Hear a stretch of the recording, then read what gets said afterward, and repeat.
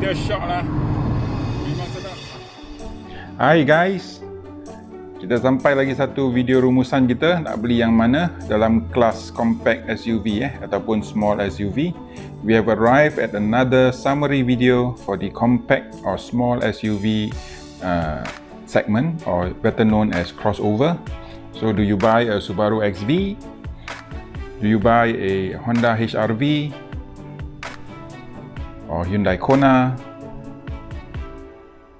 or a Proton X50? Beli yang mana? Mana yang harus anda beli? Okay, kita pun akan mengimbas CX-3 dan CX-30. We also take a look at CX-3 and CX-30. But before that, please subscribe. Thank you very much. So, kita cakap pasal kereta lagi sekali. Guna untuk apa? Apakah tujuan anda beli kereta tu? So, before you buy a car, you always ask yourself, what do you use your car for? So, there is no perfect car. Tiada kereta yang sempurna di luar sana. So, kita cakap pasal exterior dulu. Let's talk about exterior. So, for Subaru XV, is a very modern car. Kita boleh tengok Subaru XV dari luar dia nampak modern. Tapi orang yang beli Subaru XV harus faham bahawa anda beli kereta ni untuk pacuan 4 roda dia. So for guys, you're buying the Subaru XV for its all-wheel drive system. So it's very different from the other 3 cars because the other 3 cars do not have a 4-wheel drive system. So you're buying this car, you're paying a bit more for the very important 4-wheel drive, especially if you drive in rainy conditions, terutamanya bila anda membawa di keadaan licin, keadaan basah. Anda mahu satu yang lebih selamat, satu yang lebih kukuh semasa memandu. So dari segi exterior boleh nampak dia punya door handle adalah chrome. And dari belakang dia, dari model yang lepas, belakang dia lain sikit. Belakang dia ada lampu yang lebih besar. The backlights are much bigger compared to the previous model of the XV, and the lights are more 3D, 3-dimensional lah. Dari segi exterior, anda suka atau tidak, ini terpulang lah. Kita tak boleh bagi tahu, tapi pada saya dia nampak modern. Dia nampak modern dan nampak compact. So dia tak nampak besar balak. Banyak wanita-wanita yang suka kereta ni sebab dia nampak kecil. Many ladies like this car because it doesn't look so big, so menacing. So therefore the ladies prefer this to all the other SUVs because the size is just right for them. It doesn't look too big, too muscular, too gigantic. So that's why many ladies choose to buy this car just for the looks. Just for the looks. Okay, the XV also comes with a GT edition. This is a version where you have the skirting of the car, a bit of body kit here and there, a new rims and a leather seat. So otherwise, everything remains the same. So the GT is actually 8,000 more. Version GT dia datang dengan body kit, dengan side skirt, rim baru, rim cantik lah. Dia kata rim cantik lah. Dan leather seat seat kulit. So dia lebih mahal. Dia berapa? 8,000 lebih mahal So harga dia adalah 136. XV yang biasa adalah 128 128 dan yang GT adalah 136. So the normal XV is 128,000. The GT version is 8,000 more, so it's 136. But now Subaru is giving a discount until end of the year, 31st December 2020, of $10,000. So the new price will be 117 and 126 for the GT edition. So my opinion is just buy the normal version if you like the XV. Okay, next we look at the HR-V. Kita tengok HR-V pula dari segi luaran. Walaupun kereta ni kereta lebih kurang 5-6 tahun, tapi dari segi luaran dia nampak cantik. This HR-V comes with body kit. That's why it looks very much nicer. It comes, this is the hybrid version. So please go to the showroom and take a look at the normal version if you're buying the non-hybrid one. Sila pergi ke showroom untuk tengok yang bukan hybrid kalau anda beli yang biasa. Kalau model hybrid dengan body kit, ini adalah dia punya paparan. Ini nampak rupa dia lah. Dia ada crystal light kat belakang semua. So Walaupun kereta ni lama tapi dia masih nampak cantik, masih nampak modern, masih nampak seksi, ya, masih nampak seksi dengan crystal light dia. So maka kereta ni boleh tahan lah, dari segi penampilan dia boleh tahan lagi 3-4 tahun, kalau lawan dengan kereta-kereta yang dalam segmen ni lah. Walaupun Kona dah keluar, walaupun X50 dah keluar, tapi dari segi luaran dia nampak masih cantik, masih fresh lagi. Terutamanya bila dia datang dalam RS body kit dia, versi RS, dia nampak memang cantik. Okay, this is a note for those of you who have elderly parents, pada kawan-kawan yang ada ibu bapa yang agak tua, yang selalu naik kereta kan. Ini adalah kereta yang paling sesuai sekali, kelas inilah, kelas crossover. The crossover class is the easiest for your elderly parents to get in and out of the car because the seat of the car is exactly at the hip point, at the hip point. Okay, let's look at the Hyundai Kona. Kita tengok Hyundai Kona pula.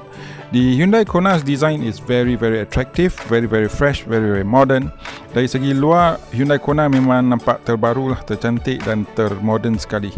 Tetapi dia walaupun dia nampak seksi, dia punya lampu ada agak pelik, sama ada anda boleh terima atau tidak.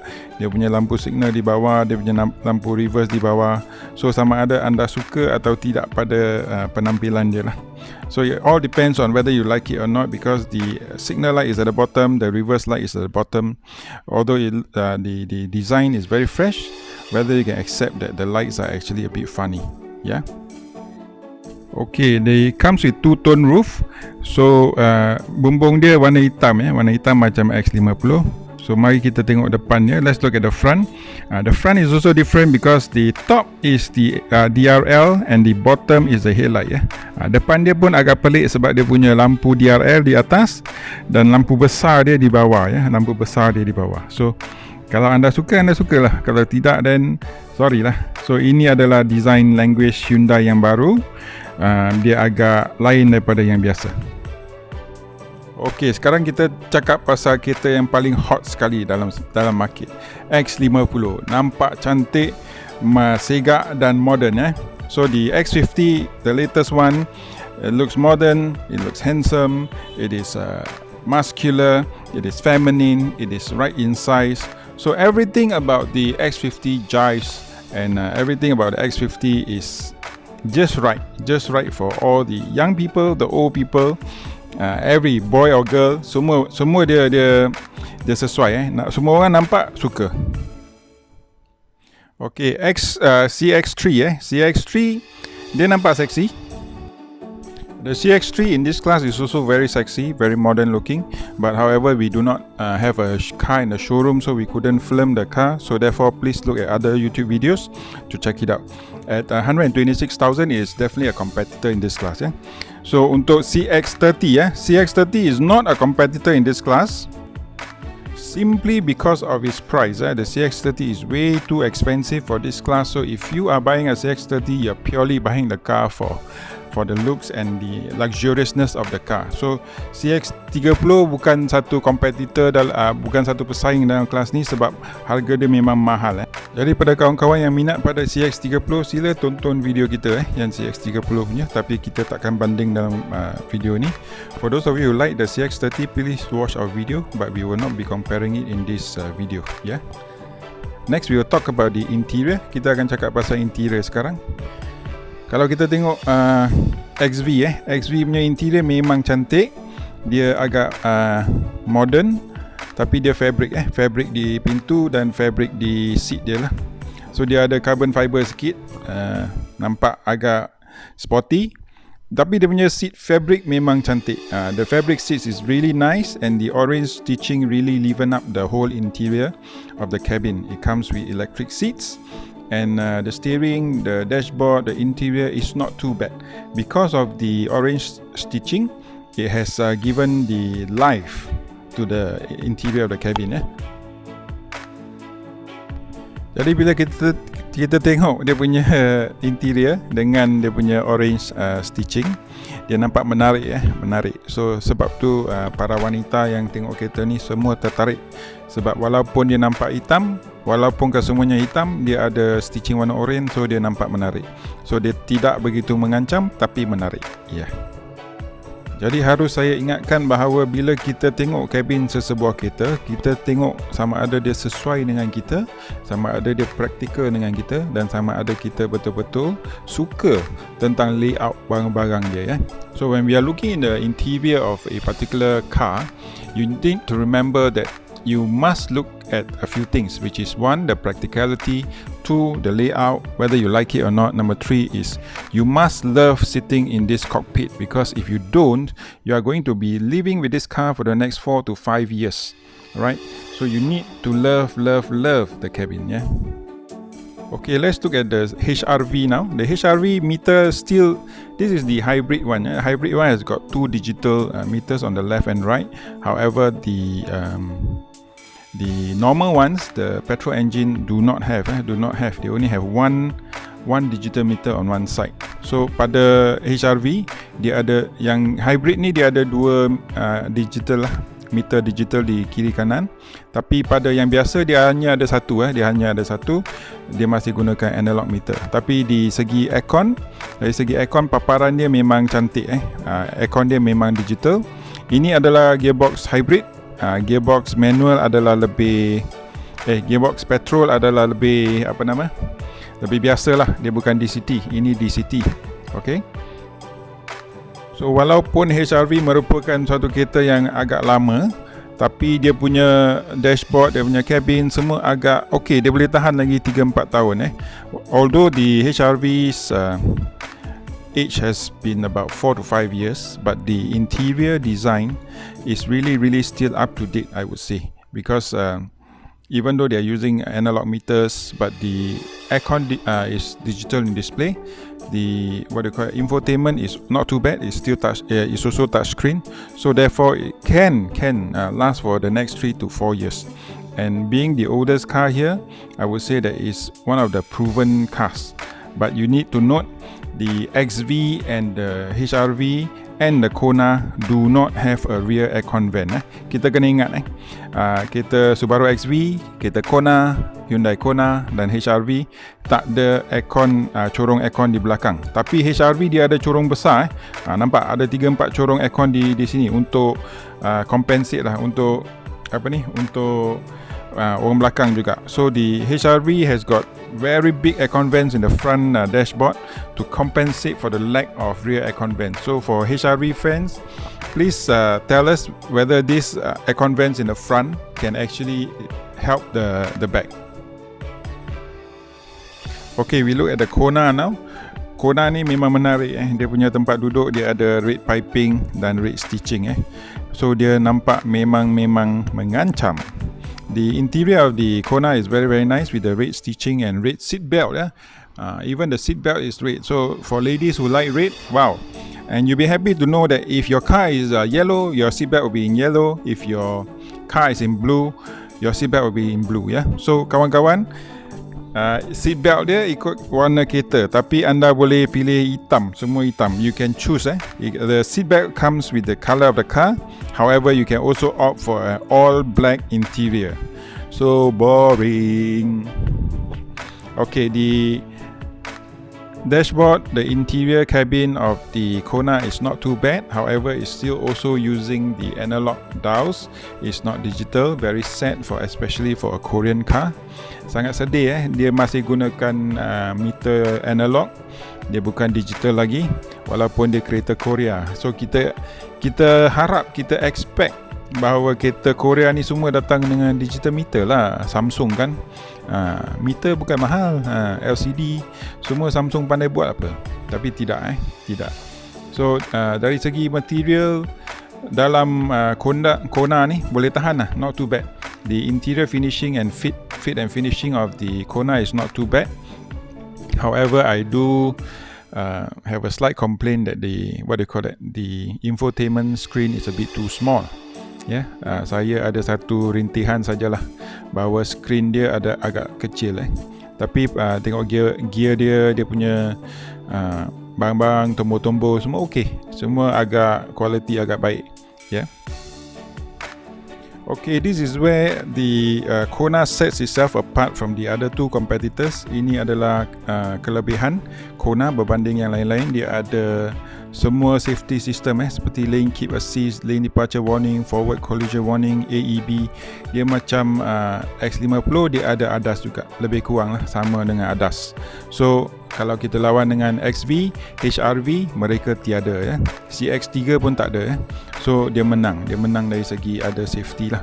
Dia ada Hyundai Safety Sense. Ini adalah paparan meter dia. Okey, dia nampak analog tapi dia pandai dia gunakan lampu-lampu, nampak macam cantik lah. So even though the meters are analog, but the lighting makes it look very very attractive ya. So now we come to the star of the show, and it's none other than our X50, Proton X50 ya. So bila kita tengok X50, kita buka pintu saja, kita dapat mengalami satu pengalaman yang begitu berbeza sekali. Kita tengok kat pintu, dia ada kulit warna merah. We look at the door, there is a satin chrome finish, there is a red leather on the door. The car looks so upmarket compared to the other three competitors ya. So one look, this car is already one level up. Satu pandang dah tengok kereta ni lebih mewah daripada semua kereta-kereta yang kita nampak tadi, Subaru XV, Honda HR-V dan si Hyundai Kona. So kita tengok dashboard dia memang cantik. Dashboard merah, center console dengan merah punya kulit, and then dia punya gear knob, dia punya dash kat gear tu semua setting chrome. Dia ada finishing kulit warna merah tepi tempat duduk. Semua ini menaikkan kemewahan dalam Proton X50. All these have increased the luxuriousness of the X50. It brings a fresh look to driving. It brings a new dimension to your driving experience. So dalam tengok yang ni, kenapa banyak orang dah booking X50, terutamanya model premium dan model flagship? Sebab bila kita buka pintu saja dah menang dah. Buka saja pintu dah menang. Tak payah cakap banyak. Semua barang-barang dia memang pandai. Orang yang buat Proton X50 ni memang pandai.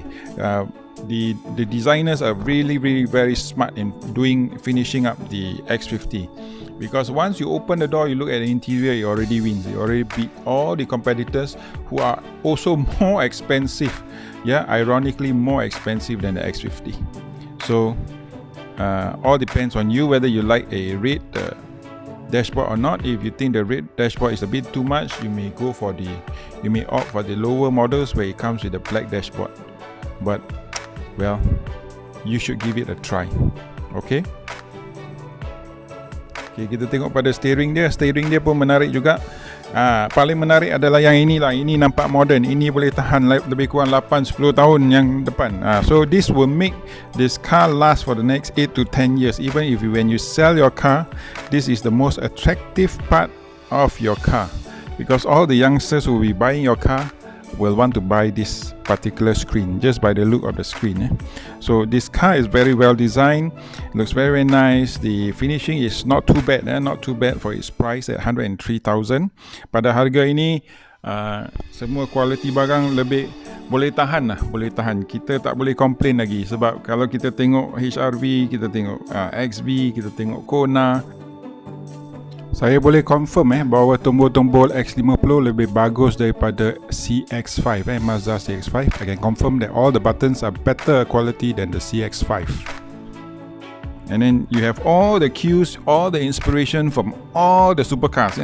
Pergi tengok video saya, video X50 interior saya, di mana saya bagi tahu mana inspirasi barang-barang daripada X50 dia dapat daripada Maserati, Lamborghini, Porsche, Nissan GT-R. Semua dia ambil inspirasi daripada jenama-jenama yang terkenal di dunia. So maka cantiklah dia punya kabin, dalam kabin dia. Okey, kita tengok meter dia pula. Meter dia pun digital, nampak cantik, nampak canggih, nampak modern ya. So the meter itself also beats the rest of the competitors. You can see here, you can change the meter mode into eco mode, driving mode and comfort mode. So everything beats the competitor, and the price also is a killer for all the competitors. That's why X50 has got so many orders, despite the concerns that maybe the X50 will go into the service center more often than the rest. But that's a risk that everyone is willing to take because the price is so cheap and the interior is so exciting and so. Okay, kita tengok versi executive pula, di mana dashboard dia warna hitam. This is the standard and executive version where the dashboard is black. Even the black dashboard and the black interior beats other cars. So even with the analog dials for executive and standard version, it still beats the others. Just look at the cabin. The cabin wins with the satin chrome finishing all around.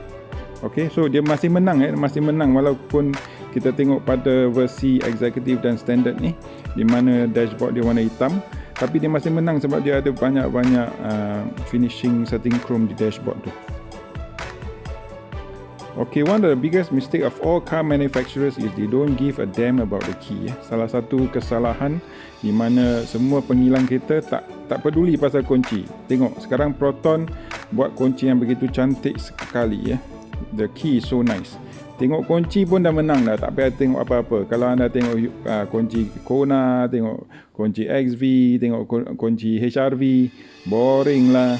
Tengok kunci Proton, memang cantik, memang menarik. Okay, lagi satu, dengan ni semua orang nampak ni semua tertarik. Proton has got this remote start. Only the Honda City has got the remote start, other cars do not have. In this class, no other cars have got the remote start. So with this feature, it also beats all the competitors flat. Beats them flat. Okay, tapi yang paling penting bila kita pilih kereta adalah right handling dan comfort. Most important when we choose a car is actually the right handling and comfort. Yes, you have a red seat belt, it looks very nice, but how's the drive? How's the ride? How's the handling? How's the comfort?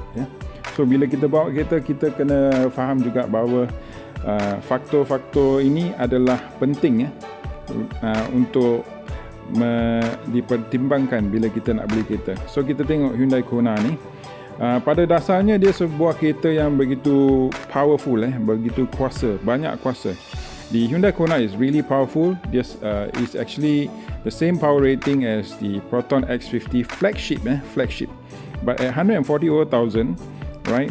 I may stay away from this car because the suspension is not tuned for me. I'm a bit old now, and the suspension is it's actually very hard, very sporty. So it's akin to all the sports car before 2010, like the Porsche 911, like the Ferrari, the Lamborghini, but it's a bit too hard for my liking. So suspensi dia ditala dengan begitu keras sekali. Dia sporty driving, masa bawa sukan dia memang bagus, dia corner, dia handling bagus. Tapi bila kita datang ke jalan lekuk-lekuk, jalan yang bumpy tu, memang susah nak duduk.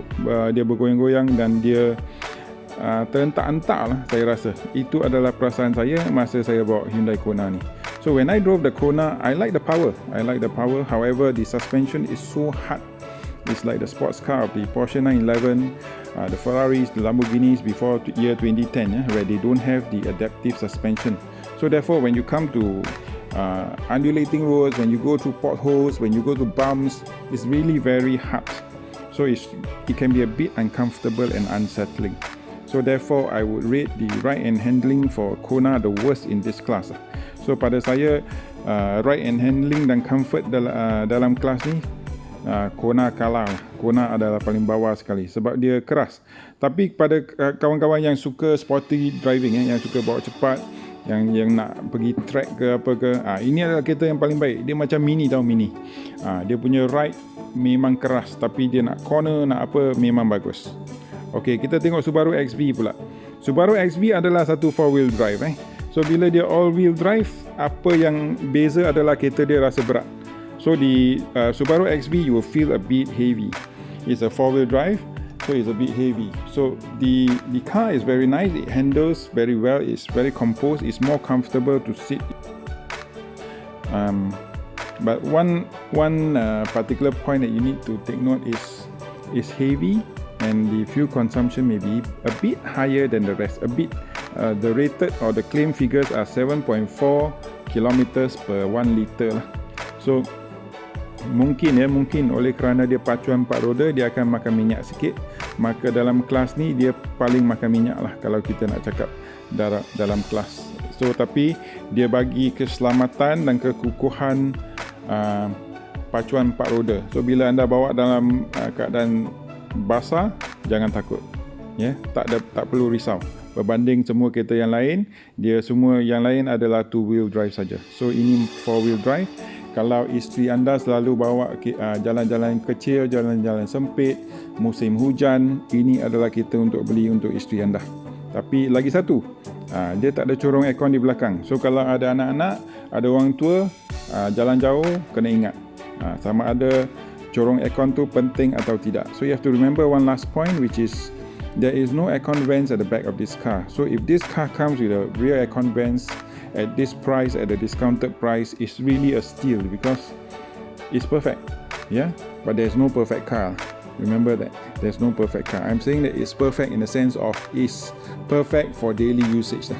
So without the rear aircon vents, it loses out. So you have to take note of that if you are considering the Subaru XV. Another point that I enjoy about this car is even though it comes with a CVT, I did not feel that rubber band effect. Walaupun kereta ni ada CVT, tapi dia bukan macam CVT Toyota atau Honda. Masa kita tekan minyak, dia tak rasa macam CVT pun. Dia naik macam kereta biasa lah. Dia rasa macam NA. So itu adalah kelebihan dan kepandaian Subaru lah dalam membuat CVT gearbox dia.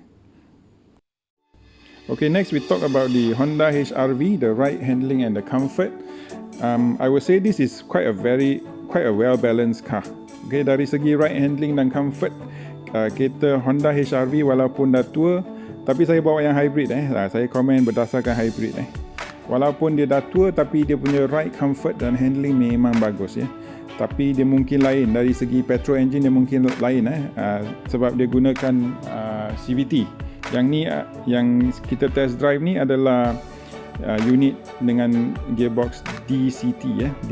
So yang hybrid datang dengan DCT, tapi yang biasa datang dengan CVT. Maka dia punya respon dari gearbox akan lambat sikit lah. Sebab tu pengilang kereta memang pandai. Mereka selalu bagi test drive kereta yang paling mahal, kereta yang paling best. Kereta yang murah-murah tu semua dia tak bagi test drive. Sebab tu hari tu masa saya test drive yang CX-5 mid spec tu, yang spec bawah, dia punya kereta memang teruk. So sebelum kawan-kawan beli, saya cadangkan pergi ke showroom, test drive 2-3 kali. Showroom yang lain, model yang lain, supaya anda tahu perbezaan. Apa perbezaan. Yang paling best kalau boleh, test versi paling tinggi, spek paling tinggi, then mid spec, then low spec. Then anda tahu mana perbezaan. Dan anda boleh buat satu keputusan yang lebih tepat lah bila anda nak beli. So I would suggest that all friends go and test drive all the specs of the car, the high spec, the mid spec and the low spec, because as usual, all the manufacturers will always let you test drive the most expensive spec, and then you are so convinced, and then you buy the mid spec or low spec, and then the car feels different. So I really suggest that you go and test drive the car for yourself, because everybody feels different in the same car. Setiap orang akan mengalami pengalaman yang berlainan dalam kereta yang sama. Maka saya boleh cakap 1000 perkataan, tapi bila anda duduk, anda tak suka. So pastikan anda pergi cuba sendiri. Ada banyak orang yang beli kereta, dia tengok rupa, dia suka, dia beli, tapi dia tak cuba handling dia, ride dia, comfort dia, keselesaan. Dan lepas tu dia beli, dia menyesal pula. Ada banyak orang yang beli BMW, Mercedes macam ni lah. Kawan-kawan saya banyak. Lepas tu dia menyesal. Dia kata, kenapa ni M Sport punya spek, dia punya BMW keras. Itulah suspensi M Sport memang keras. Dia dibuat untuk suspensi sukan. Right? So many friends have even bought BMW and Mercedes without test driving the car, and when they buy the BMW M Sports, they come back and they complain to me that, hey, the M Sports, the suspension, why is it so hard? I thought BMW is supposed to be a comfortable car. Yes, but you don't understand. The BMW M Sport, the the Audi S-Line are all tuned. The suspension are all tuned for sporty driving, like the Hyundai Kona. So maka anda kena pergi mengalami pengalaman bawa kereta, tengok keselesaan, dan mendalami kereta itu dulu sebelum anda beli kereta ya, sebab 4-5 tahun kena hidup. Tak senang dah, tak senang. Kalau tak suka, kena duduk 4-5 tahun, mampus, boleh menangis.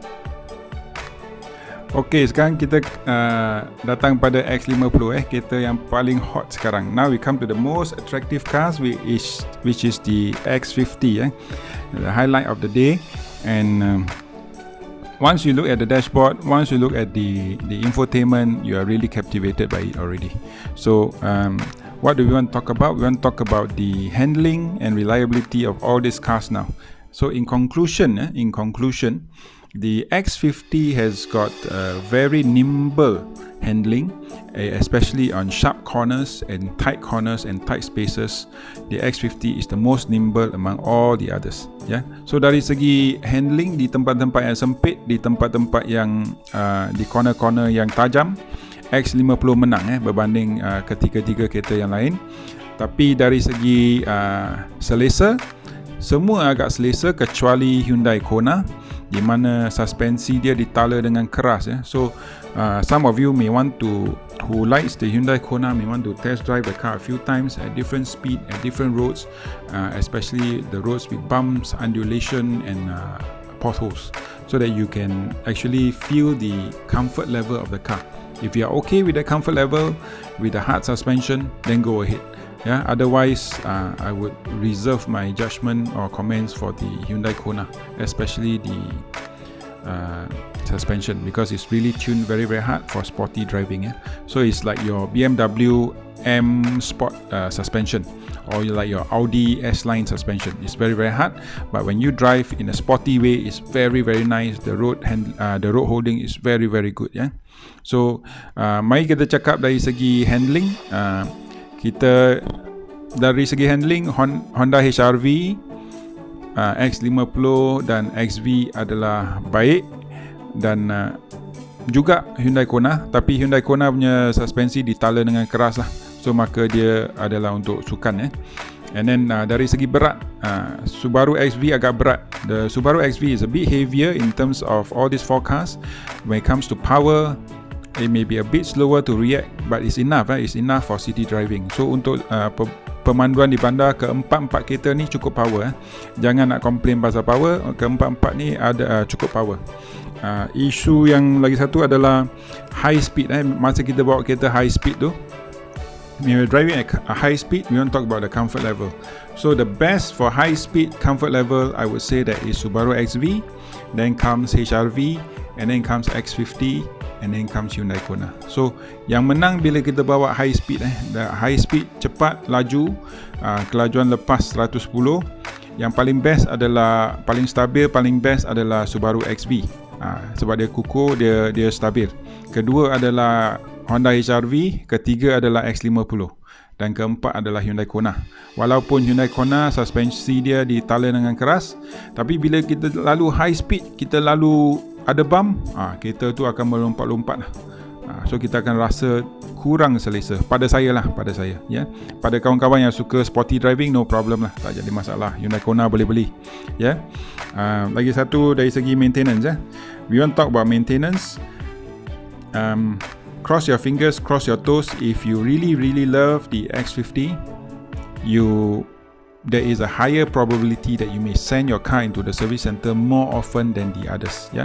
So ada kebarangkalian dan kemungkinan bahawa anda mungkin masuk service center lebih kerap daripada kereta-kereta lain jika anda beli X50. Jika anda beli X50, sebab kita nampak dah dari pengalaman X70, kita nampak banyak masalah kecil, seperti bila kita update software dia, bila kita update ni, update itu, dia ada masalah yang lain pula. So kita kena masuk service center lebih kerap daripada kereta-kereta lain. So kalau anda seorang auditor, accountant, lawyer yang begitu sibuk, mungkin anda kena fikir untuk jalan penyelesaian lain lah. Ada kereta kedua, ataupun anda naik Grab lah. Okey, itu adalah satu cabaran yang anda harus hadapilah bila anda beli X50 Ada kemungkinan saja, bukan kebarangkalian yang begitu tinggi, tak tahu. Mungkin nasib anda baik, anda beli kereta selalu nasib baik, tak ada apa-apa. Ada banyak orang yang beli X70 tak ada apa-apa hal pun, pakai 1-2 tahun tak ada apa-apa hal. So, tengoklah nasib anda ya. So guys, that is the risk you have to take with X50. If you buy the X50, there is a higher risk or higher chance that you may send the car into the service center more often than rest. Okay. Next comes safety. Yeah. If safety is very important to you, you want autonomous driving, you only have two choices, which is X50 or the Hyundai Kona. So dari segi safety, kalau anda nak AEB, ada lane departure warning, ada bliss dan bla bla bla, anda ada dua pilihan sajalah, Hyundai Kona ataupun X50. So anda tengoklah, itu adalah dari segi safety. Lagi satu, segi resale value Kita cakap pasal resale value. Kereta yang saya test drive adalah Honda HR-V Hybrid. Okay, so kereta hybrid dia tak ada resale value di Malaysia. Kalau tak percaya cakap saya, pergi ke Kalis, pergi ke Mudah, cari Mercedes E300 diesel hybrid, bandingkan dengan harga E300 petrol, dan anda akan faham kenapa tak ada resale value. Lagi satu, kereta Camry Camry 2.5 Toyota memang ada resale value yang bagus 2.5 hybrid bandingkan dengan Toyota Camry petrol yang biasa. Tahun yang sama anda akan nampak kenapa hybrid harga dia lebih murah, sebab dia tak ada resale value. So guys, if you are thinking of the HR-V hybrid, please go check out the Kalis or go check out Mudah and see what are the resale value for the Mercedes E300 diesel hybrid and the normal petrol E300. Then you will understand the difference. Toyota has always been very good in resale value.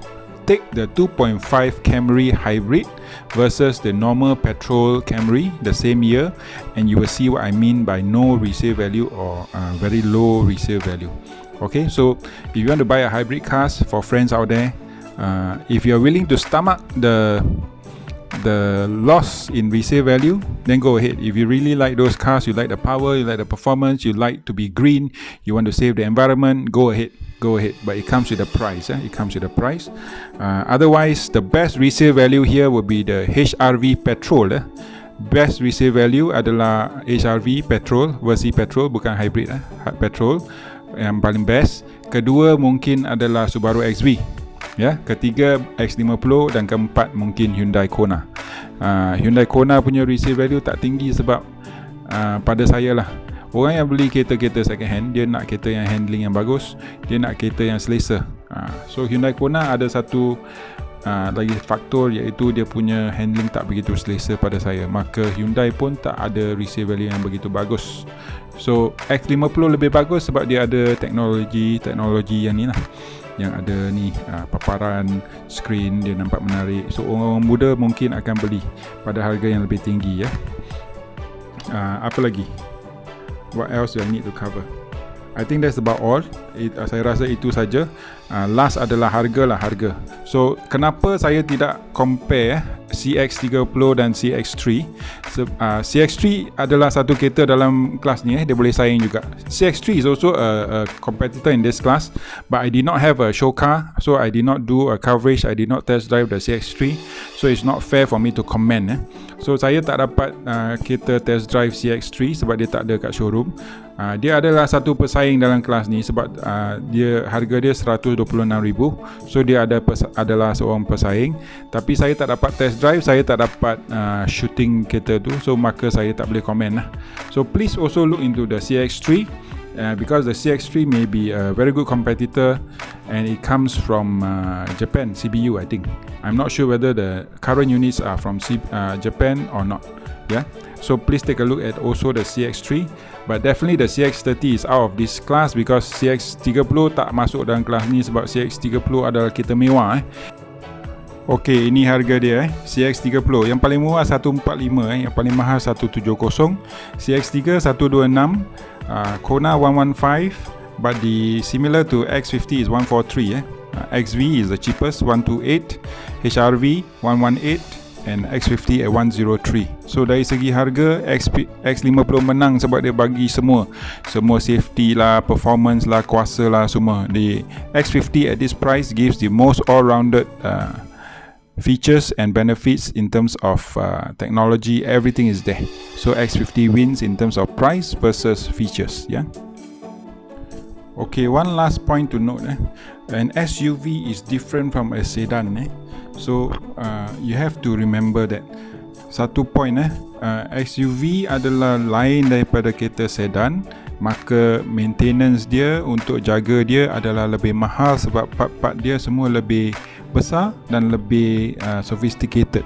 So please remember that the parts for the SUV will definitely be more expensive than the normal sedan. So therefore the maintenance cost is also higher than a normal sedan. So if you're buying the car, you have to set aside at least 5,000 to 8,000 as a reserve for you to maintain the car. Even though it's new, you have to set aside that kind of money because one day you will need it. Okay, so pada kawan-kawan, anda harus buat satu simpanan lebih kurang 5 ke 8,000 sebab walaupun dia kereta baru, walaupun dia ada dia ada warranty dan lain-lain, mesti simpan 5 ke 8,000 untuk maintenance yang tak dijangka lah, yang tak di cover lah. So itu adalah cadangan saya supaya anda tidak hidup stres. Okay, that's my suggestion so that you do not live a stressful life because you do not have budget.